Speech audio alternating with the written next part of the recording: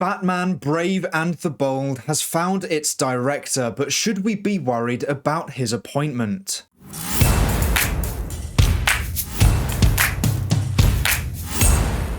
Hey everyone, welcome back to our movie news.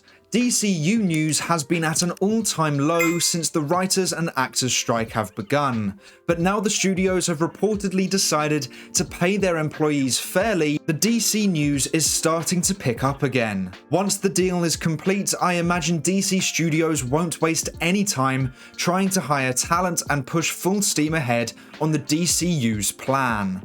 There is a lot of world building needed and a lot of time they have lost due to the strikes. And yesterday, Deadline released an article explaining the implications of the deal made between writers, actors, and the studio, and within it featured a short paragraph on the DCU. They stated, "Also, studios can start meeting with candidates and putting offers out on open writing assignments on films, for example, the new Batman the Brave and the Bold movie, which has Andy Muschietti set as director." Now, this is something we had actually heard before the Flash film was released. Variety had confirmed that he was already hired for the Brave and the Bold movie. So Deadline is confirming that now the strikes are coming to an end, Muschietti's Batman Brave and the Bold film can start meeting with writers to see who fits the mold for a Batman writer. Now, I have to admit, I was worried at the time when he was confirmed as the Batman director. Not because I thought the Flash movie looked bad,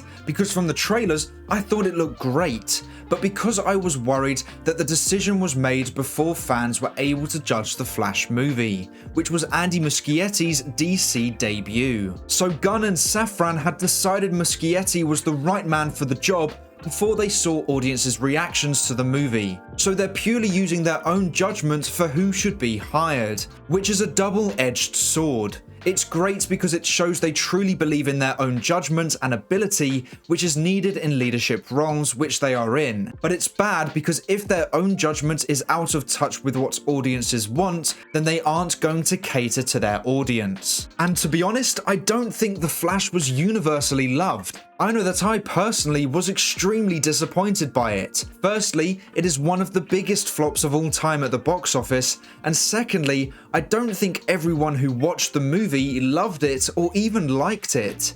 Gunn praised the movie as the best movie of 2023, and I thought the other two DC films released this year have been far better than it. So purely based on that, why on earth would you hire the director of that movie, and why would you announce it before The Flash was even released? Well, in defense of Muschietti, the movie was completely butchered by the studio. It had 3 different endings filmed, and I don't even want to get into how much of the story they actually changed. The point is, maybe judging the director based on the Flash film is unfair on the director.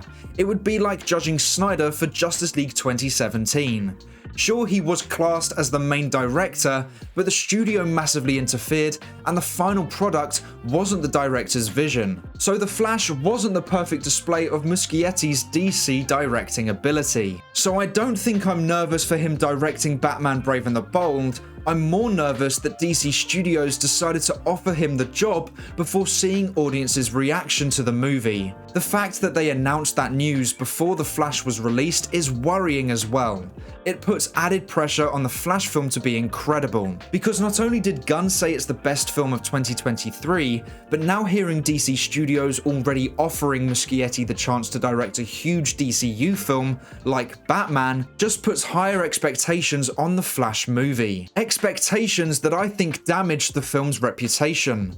I went in expecting an incredible DC film. The trailers looked great, the new co-head of DC said it's the best film of the year, and already offered the new Batman film to the director of the Flash movie. Everything in my head was expecting a brilliant film, based on what was out there already. And what I saw, in my opinion, was a messy, average superhero film. So then, in my head, I'm starting to question what the standards of the DCU will be.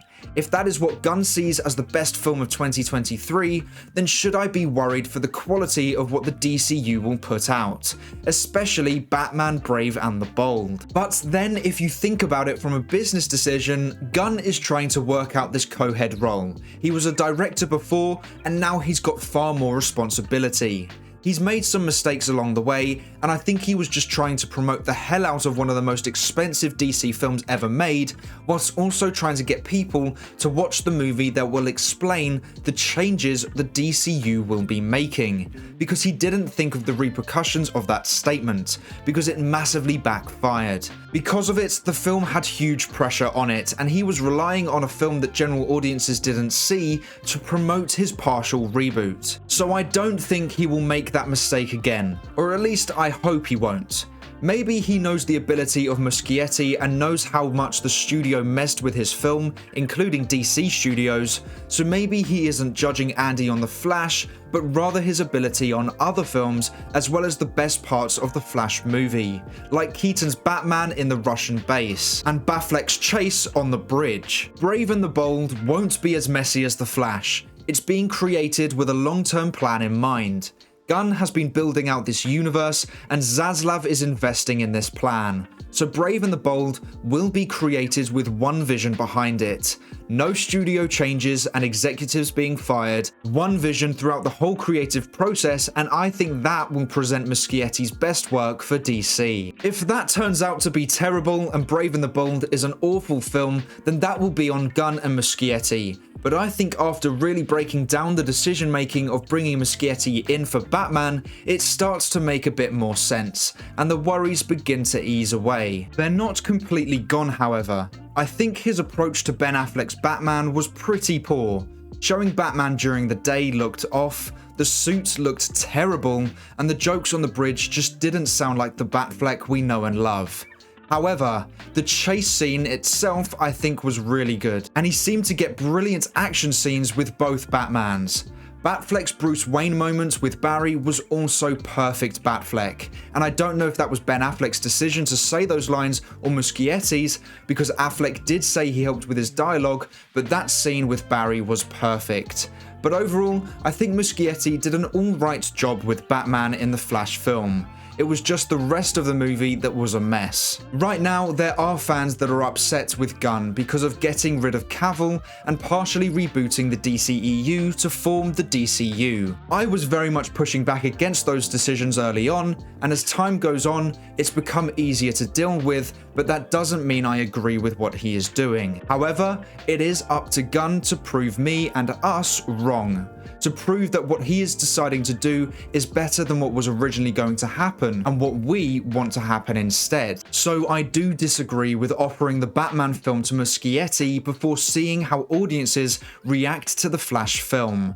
But Gunn is in a far more knowledgeable position than we are. They may have talked about what his vision for Batman would be, and Gunn may have been happy with that because it matches his vision too. Whether or not you like that vision is up in the air right now, because we have to wait and see what their vision is. But Gunn knows everything that is going on at DC, and there could be a very good and very valid reason why he decided to hire Andy before The Flash was released, and we could see why when the Brave and the Bold movie comes out. At the end of the day, all us DC fans want the same thing: good DC movies and a good DCU.